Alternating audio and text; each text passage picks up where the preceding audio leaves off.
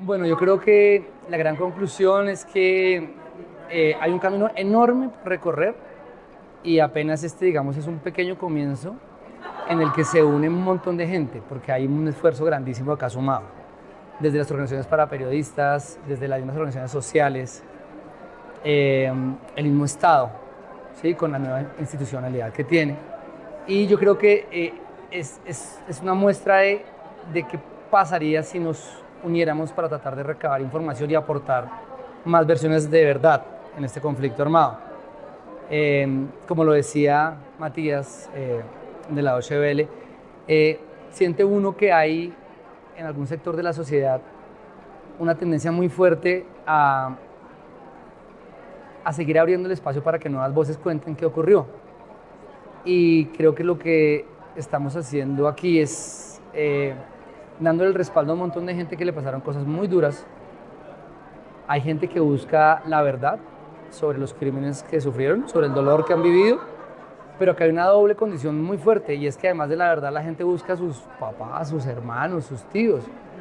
Hay una verdad aparte de eso como, tratada, como materializada en inclusive un hueso. Y yo creo que esta gente ha sufrido tanto que yo creo que nosotros como sociedad tenemos un deber enorme con ellos. Y desde el periodismo pues muchísimo más.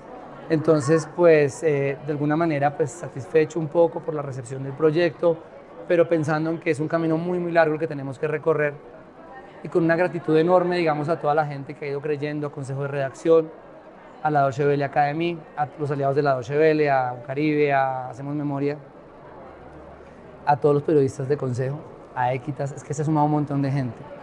Al final tenía un poco como la intención de hablar nombre por nombre, pero luego tenía miedo que a lo mejor no mencionaba a alguien y era terrible porque había tanta gente involucrada en esto. Y creo que cada uno ha aportado muy fuerte, digamos, desde su vida, desde su trabajo, desde su conocimiento, pues para que esto funcione.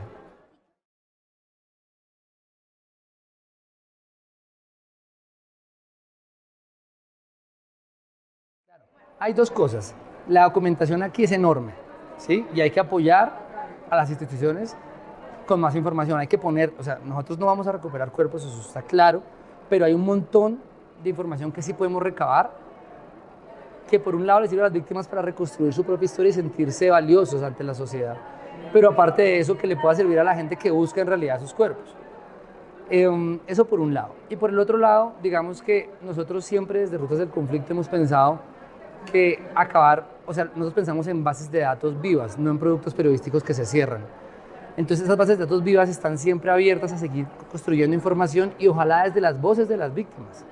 Entonces, digamos que el otro factor lindísimo cuando ya lo veo uno ahí son todos esos relatos de la gente que cuenta qué fue lo que pasó. Y como la tarea es tan grande, estamos hablando de más de 200 ríos en Colombia donde hay cuerpos de desaparecidos. Más de 80.000 personas desaparecidas en el país. Entonces, digamos, siempre hemos creído que eso es otra fase del proyecto, siempre.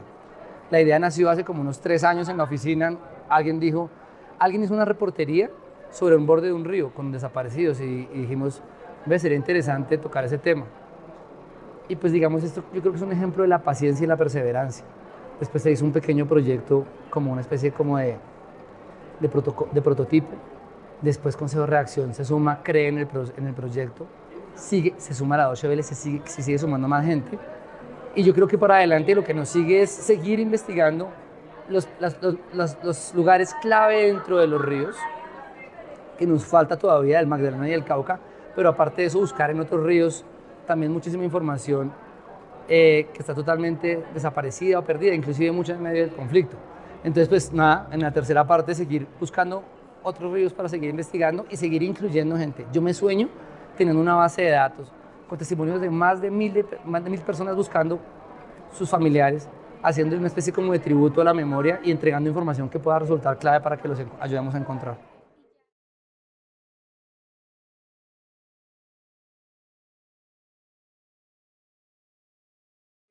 Normalmente la memoria está amarrada a la memoria como colectiva del país. Yo no me quiero, no, o sea, me cuesta un poco tocar términos que normalmente usa un científico social, pero yo creo que hay una especie como de memoria, ni siquiera oficial, sino una memoria como establecida, amarrada a unos mitos, que es de blancos y negros, buenos y malos, ¿sí?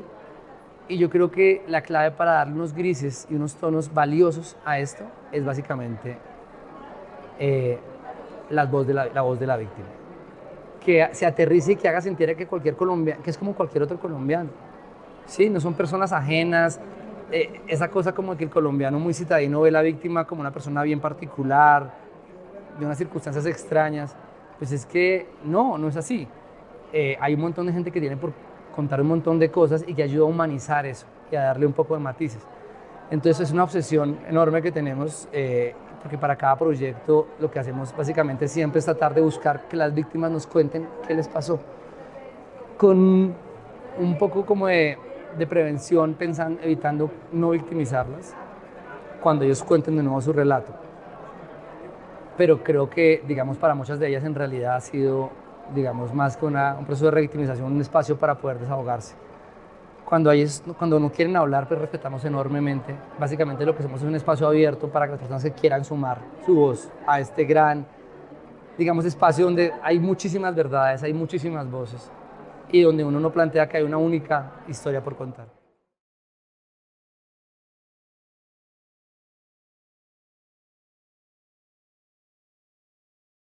Colombia es una historia que se va a tardar muchísimo en sanar la herida. Por la cantidad de gente y la complejidad de información alrededor de los crímenes, la gente no sabe, el Estado tampoco. Es importante para humanizarnos, sensibilizarnos como ciudadanos, para informarnos también inclusive en decisiones políticas, acceder y tratar de aterrizar un poco en los hechos que vivió cada persona. Y no, o sea, hay un montón de gente que termina opinando sobre el conflicto que pasa en el Cauca, que jamás ha ido por allá, que termina hablando de manera muy general y dolorosa en condiciones de gente que está en condiciones que uno no se imagina. Entonces, pues invitados todos para que entren, vean las historias y aparte de eso, si ustedes saben, quieren confrontar información, quieren corroborar, quieren corregir información que está en la base de datos, esa es una base de datos viva, abierta, que busca que la gente la alimente. Entonces, lo que es una invitación a que no solamente la vean, sino que entren y aporten información. Hay mucha gente que tiene un familiar desaparecido en este país y nosotros quisiéramos darles un espacio para que cuenten esa historia.